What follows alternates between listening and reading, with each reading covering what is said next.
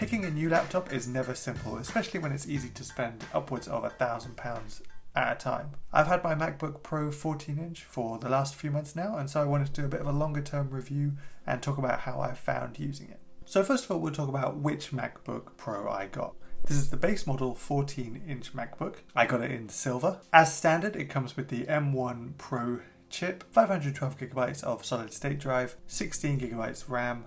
It doesn't come with a touch bar, which is absolutely fine with me, but it does have a fingerprint sensor, which I found really useful for getting into the MacBook quicker. It has that glorious display with the 120Hz ProMotion technology. The charging now has gone to MagSafe, although you can still use USB-C, and it comes with the famous notch. Now, I'll just talk quickly about the notch. I kind of expect it to bother me. I've seen people online say it still bothers them. I'm going to be completely honest, I just forget it's there all the time. When I'm using it, it's not a problem for me. I understand that some people don't like how the menu spreads out across the top of it, and full screen apps don't look quite as good. For me, this isn't really an issue. I don't mind the menu spreading across, and I also don't really use apps in full screen very often, so I don't really mind that the notch takes a bit of chunk out of the screen. It's fine for me. Continuing on then to the ports. With previous MacBook Pro models, they really skimped out on the ports. You only got a couple of USB-C Thunderbolt ports and that was it. On this version though, you've got a SD card, a headphone jack. You do have 4 USB-C Thunderbolt ports and an HDMI port as well. So of course the first thing that I did when I got mine back was I went to plug in my old mouse to it, and that's annoying. The only thing it doesn't come with, guys, is one of the standard old USB ports. So, if you do have an old mouse like I do, just watch out for that. I had to buy an adapter. If you need an adapter, I'll put a link below for you. It's just something to be aware of if you're making that transition over from Windows. Now, I was originally considering getting the MacBook Air, the M2 MacBook Air. I was quite caught up in all the hype around the release of it. I thought, it looks so thin, it looks so lightweight and easy to carry around. I really like the idea of taking it between different rooms, taking it out and about. If I was working somewhere, doing some work somewhere else, then just taking it with me. So I really liked that idea. But as I started to look into it for what I would use it for, which is mainly doing these videos, this is everything I do is done on the MacBook Pro. And alongside that, I also use it for a little bit of gaming, not a lot of gaming, but I play things like World of Warcraft on here and occasionally League of Legends I will play on the MacBook Pro. And really for these things, when I started to look into it, I was upgrading the M2 Air, giving it more storage, more RAM, things like that. And by the time you were getting to the same kind of level of machine, then you're actually already spending the same amount as the MacBook Pro 14. And really you could argue that even a spec'd up MacBook Air versus the MacBook Pro was still a worse option. So in the end I decided to buy the MacBook Pro. The fans were kind of the kicker for me, using it long term. The fans would help it not get warm and not throttle. And I thought that would be really useful for me, so that's why I ended up landing on the MacBook Pro. So when it comes to editing, I tend to use 4K footage. I've mentioned in previous videos, but this is an iPhone that I'm recording on. It records in 4K, so when I'm editing in 4K. I edit in DaVinci Resolve, at the moment the free version, and so I import the 4K footage. There's multiple tracks of this. I'll throw in sound effects, a couple of sound effects here and there. I'll add some graphics, things like that. And so far, it has been absolutely fine to handle all that.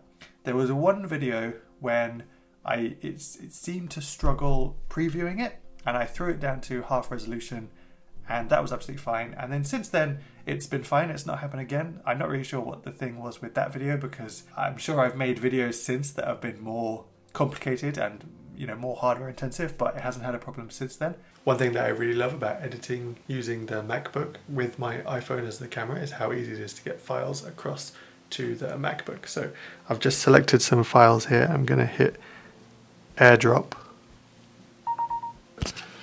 and there they are. You can see them appearing there. And then there they are in my downloads ready to use. It's kind of perfect. My videos are usually around 10 minutes long, and as I say, they're multiple 4K tracks. But rendering is super quick. It usually only takes, 5 minutes, maybe 6 or 7 if there are a lot of tracks and a lot of effects on there, but usually it's around 5 minutes. It really doesn't take very long at all. So I think if you're interested in video editing and you're looking for a new machine, then this is one to consider. As I mentioned, I also use it to play games occasionally. I used to be really into PC gaming, not so much anymore, but I occasionally play World of Warcraft and League of Legends, and I've been trying to run those on this MacBook Pro, and it's been absolutely fine.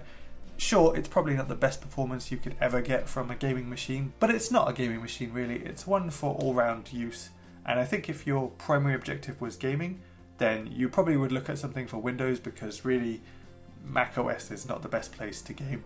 But if you're looking for something all round and you just do a little bit of gaming, and the games that you play you know that they're working on Mac OS, then this will be absolutely fine for you.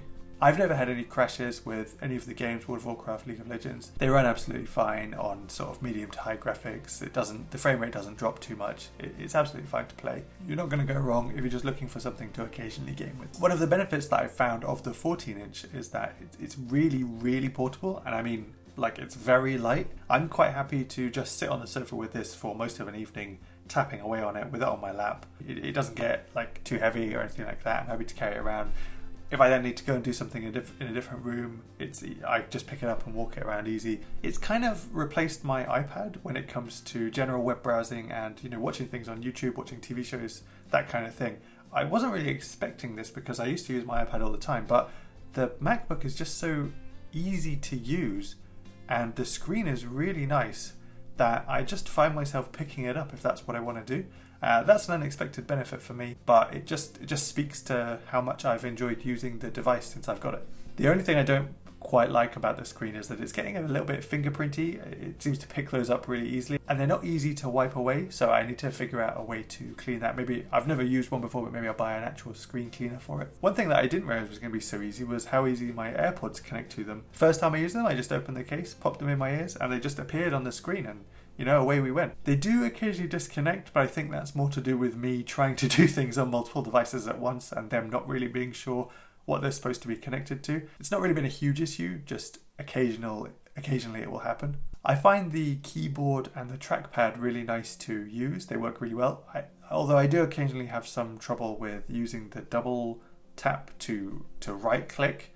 That sometimes doesn't work for me. It can be a bit funky. Most of the time it's fine though. And the keys for the keyboard do have quite a satisfying tapping sound. I mean, just listen to this.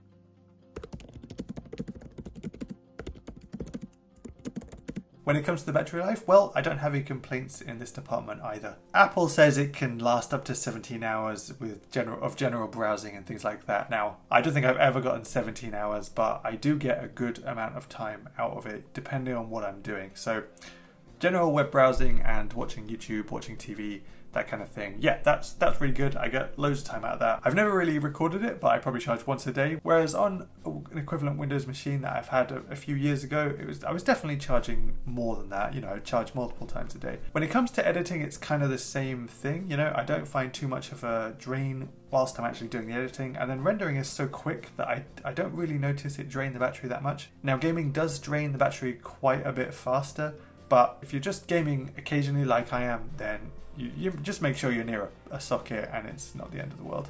One thing I do like on the MacBook Pro versus a Windows machine when it comes to gaming and being plugged in versus not being plugged in is that I like how if I'm not plugged in, I still get the same amount of power going into gaming as I do when I'm plugged in. On a Windows machine, depending on what machine you had, well, it would have two different modes. It would have a performance mode and it would have a battery saving mode. And this would switch back and forth when you plugged and unplugged it. And so if you're playing, you tended to want to be plugged in all the time to get the maximum frame rate, play on the best settings that you could. This doesn't seem to be a thing for a MacBook. I didn't know this going into it, but it seems to output exactly the same whether it's plugged in or not, and that's something that I really love. I hate cables. I really hate cables. The plug is quite big as well. It's fairly chunky when you're putting it into a socket, so if you haven't got a lot of space on your wall or on an extension lead, and you've got some plugs that are funny shapes, then just watch out because this one might get in the way a bit. And so having that option to not be plugged in all the time, even when I'm playing a game, it's just wonderful for me. Overall then, I'm absolutely loving it. I'm using it literally every single day. Even if I'm not having a video editing day and I'm not gaming, as I say, I'm picking it up to be just that general browsing and watching machine. On top of that, having my notes and my text messages on that machine, and I can just ping back and forth between them. That's really handy for me. I am pretty deep into the Apple ecosystem at this point, so those things might not be a benefit for you if you've got a Samsung phone or you work mainly on Windows. And things like the universal clipboard, again, where you copy something on your phone, you can paste it on the MacBook. I've used it a couple of times. It's not a game-changing factor, but just being there, it just sweetens the deal a little bit. If you're not in the Apple ecosystem already, then as well as not really caring about those features, you might also have a bit of a problem with the cost of a MacBook versus an equivalent Windows machine. Just purely going on specifications and the technology and the specs inside, you kind of are paying more money for an Apple product. That is definitely a thing. The Apple tax is real. Don't let anybody tell you it's not. But I do think that the MacBook is just a joy to use, really. Overall, though, I think the MacBook Pro is a really good combination of power and portability. I think if you're in the Apple ecosystem, getting something like this only enhances that. And generally, if you're looking for a device which is kind of an all-encompasser, if you're using it for some kind of productivity or work, like I am, like with the video editing, and then on the side you do other things like a little bit of gaming and a bit of web browsing and telewatching, then I kind of do think this is the perfect all-round device. But it is quite expensive, so just be prepared to pay that higher cost for what I do think is a premium device. And I think that for that use case, compared to something like the M2 MacBook Air, this is what you want to go for. But what do you all think? Do you have a Pro or an Air? Are you looking to switch over from one to the other maybe? And what do you use your machine for? Let me know down in the comments, and if you thought this video was useful, then please subscribe to see more like this. Thanks for watching, and I will see you in the next video.